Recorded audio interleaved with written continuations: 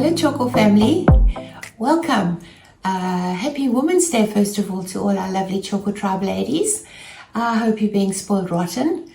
Today we have a special little spoil of our own.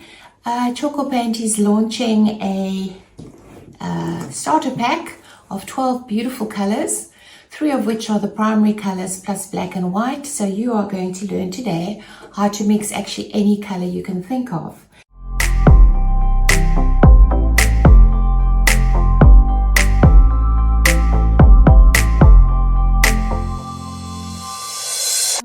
I'm Sharon Wellman. I'm the rep for Tjhoko Paint in the Garden Route and the Eastern Cape area. Today, we're going to learn about all things color. We're going to keep it simple because it can get very technical and involved. But all you need to really understand is that color invokes moods, and it can really affect you without you realizing it. It's divided basically into 3 groups: warm colors, cool colors, and black and white. Warm colors are traditionally red, orange, and yellow. The cooler ones are blue, green, and purple. And then the neutral colors are black and white, from which you can make gray, which is also classed as a fairly neutral color. So colors do actually influence our moods and our feelings. For instance, think about red. It denotes passion, energy, love, anger, and can stimulate feelings of excitement and urgency. You'll often see red in depicting romance or love. Think about Valentine's Day, how much pink and red you see around in all the goodies that you're being forced to buy. Orange, creativity, enthusiasm, warmth, excitement. It also stimulates appetite, apparently. So you will often see in a very warm, cozy restaurant, you might see orange decor or even towards the reds. It is a really cozy, warm environment and creates a lovely atmosphere. Yellow, which is personally my favorite color. It's happiness, optimism, joy, evokes feelings of warmth. Think of a field of sunflowers. I mean, really, who could not be happy watching that? The cool colors, blues, they evoke feelings of calmness, trust, serenity, tranquility, relaxation, and very often you will see blue in a hospital or a doctor's room, for example.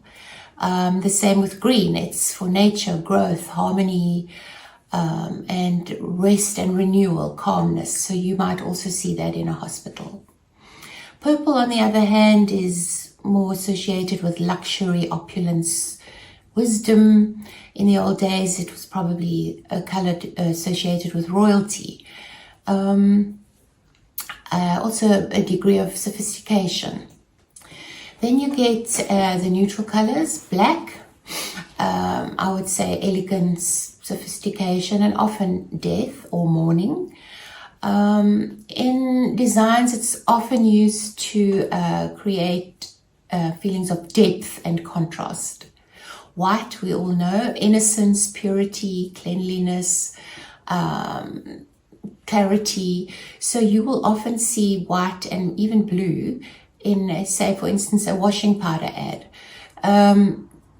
It's actually very interesting once you start realizing how color influences us, is to actually stop and look around at all our adverts and see how subliminally we are being influenced to purchase the product depending on the colors used in that ad. So we are going to look at a thing called a color wheel, which is a very handy tool to use if you are in the design world, or even if you are an artist learning to paint and use color. So I've printed out some sheets here, and actually they are going to be available for you to download via a link. So just look out for that. So the color wheel, it starts off with 3 primary colors in the middle. Those are the ones you cannot mix to create any other color. So red, blue, and yellow. Then there's a secondary ring That's created by mixing a primary color with another primary color. So red and yellow, for instance, will give you this orange here on the second ring. Then that goes one step further. If you mix any of these secondary colors with the primary color, you get the third ring, which is called a tertiary color.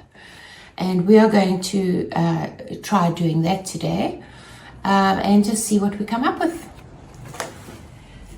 Here is another one of the sheets that you're going to get. I've just already laid out the colors on these blocks. I've actually laminated the sheets so you can use it. I can use it over and over, and it's a good idea for you to also do that. So red and blue, try and use equal amounts. Will give you a gorgeous purple.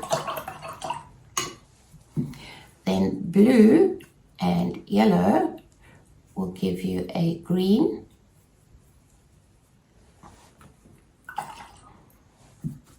And of course, yellow and red gives you a lovely orange.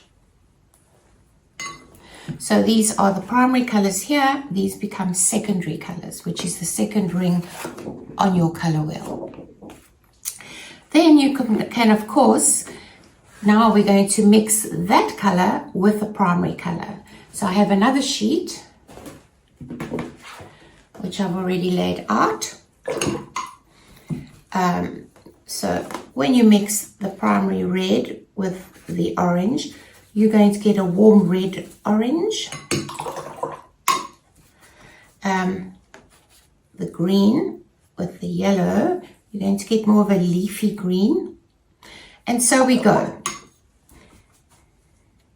Blue with a bit of purple, you get a really nice, a warmish blue. Purple with red, probably more of a lilac-y, tending towards the lilacs. Yellow with orange is almost a yellow ochre color. And blue with green. Oopsie, not enough blue here. I'll steal some from there. You get almost a turquoisey color. So you can see how many colors we've already made just by using yellow, blue, and red. Another thing, so we've created this ring here now. If you wanted to, you could add white to any of those colors and lighten the whole thing up. Let's try that. Let me turn it, there's a bit of white. If I add white into that, look what happens. You get a lovely pink. White into the green, it just lightens the color, it makes it almost more pastel. Adding black can make it darker or it can muddy it. An interesting fact, if I have to mix up red, blue and yellow together, I'm going to make a brown.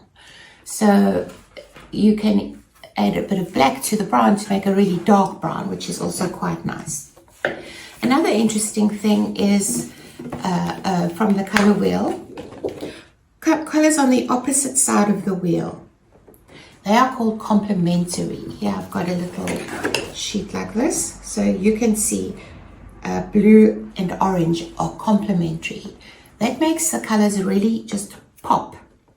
And it's quite nice to have, you know, if you really want to do an artwork or something and you need some sort of a feature, you can lay purple and orange next to each other, or purple and yellow rather, and you'll get a beautiful pop of that color. Another interesting way to use the color wheel is to use the three colors alongside each other along the wheel. Analogous color scheme.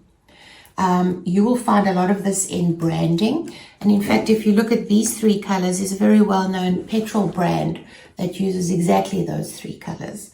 They perfectly complement each other next to each other on the color wheel.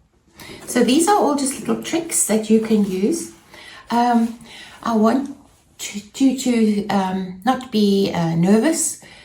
Color is something you can experiment with and play with, and just a small tip, if you're mixing up colors to use in furniture, mix enough, because it's very difficult to replicate that exact shade that you've made. So I'm just talking from experience. Don't mix too little, rather mix too much. And remember that the Tjhoko paint does dry one shade darker. So bear that in mind when you're doing your mixing and experimenting. Well, thank you for joining me today, and I hope you've learned something. And please do experiment with our sheets, download them and keep them for future reference. Thank you so much. Okay, bye-bye.